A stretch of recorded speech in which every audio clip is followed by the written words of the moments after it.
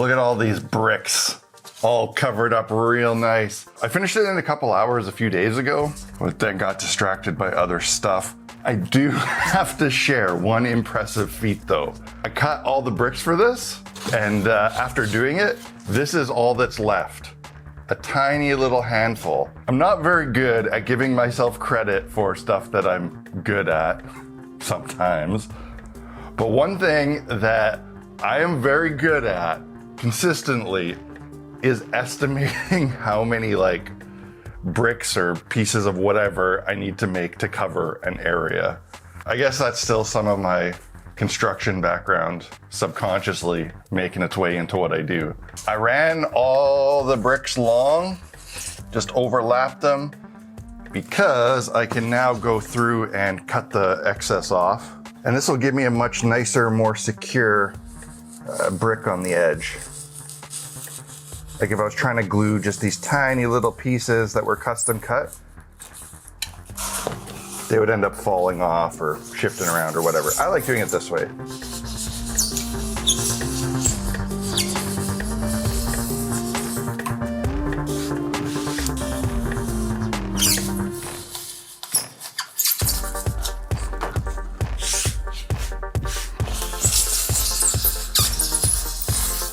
I always find this part really satisfying. Now to cover this. And I might as well make use of this scrap to do it.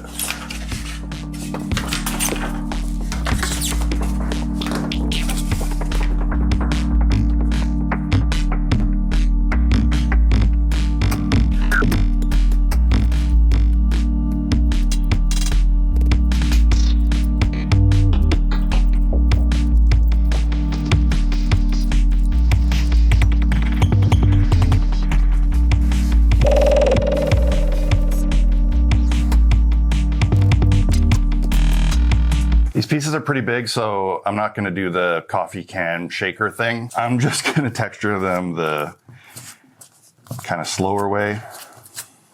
And since I'm waiting for the glue gun to heat up anyway, I think I'm gonna take the time to chamfer the corners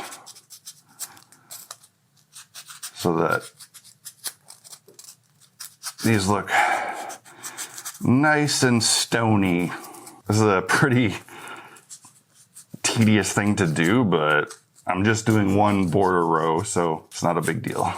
This kind of task also gives me some time to think, to clear my head a bit and let my mind wander. And I need that right now. If I'm being honest, the last couple weeks since getting back from GameCon, I have been truly and utterly burned out, both emotionally and physically. I think all the work that went into the last couple months of doing the new version of Idols of Torment and Void Birth Fulfillment, and then prepping for GameCon and trying to keep this channel alive, all on top of living in a bit of a dystopian hellscape, has taken its toll.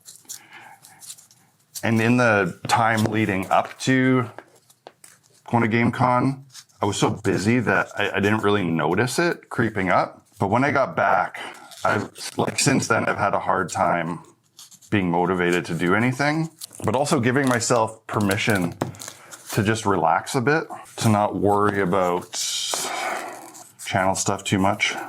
Being able to let myself rest when I know that I'm burnt out or burning out, that's a skill that took a long time to develop.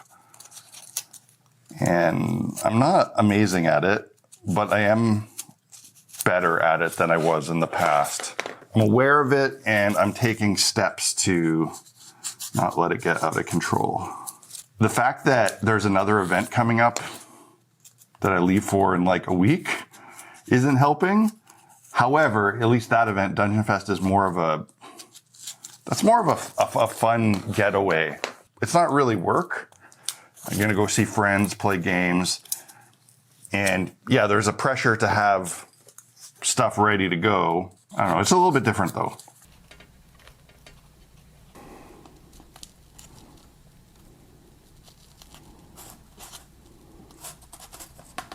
Recently, my hot glue gun broke, and this is the only one I have. And unfortunately, I just realized that it only has a high temperature mode.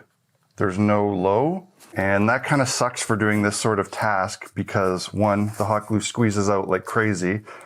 And two, it takes a lot longer to hold. But this is what I have to work with, so it's what I'm gonna use. It's really annoying to have to hold these for so long though, while the glue cools off and bites. I have to remember as soon as I'm done this to order a new low temperature glue gun. It's especially annoying on this because the piece is curved. So the fact that the glue isn't setting up quickly means the corners or the edges want to pull away. Like if this was low temp, I'd be set already. But now if I let go, it's going to start peeling away. And this will work fine in the end. It'll be strong, but it's going to take so much longer to work my way around this. I'm glad I only have to do one row. I wonder actually if I could just like let these sit. Like let the glue cool a little bit. I've never done this before. I don't know how long. Yeah, that might be worth it. I think that's actually helpful. The thing is, when hot glue is stuck between two pieces of something that is designed to hold heat, it takes a long time for that heat to dissipate. But gluing a couple at a time gives the very hot glue a little bit of time to be exposed to the air and cool off. There's always something new to learn. I would still prefer to have a low temperature glue gun though.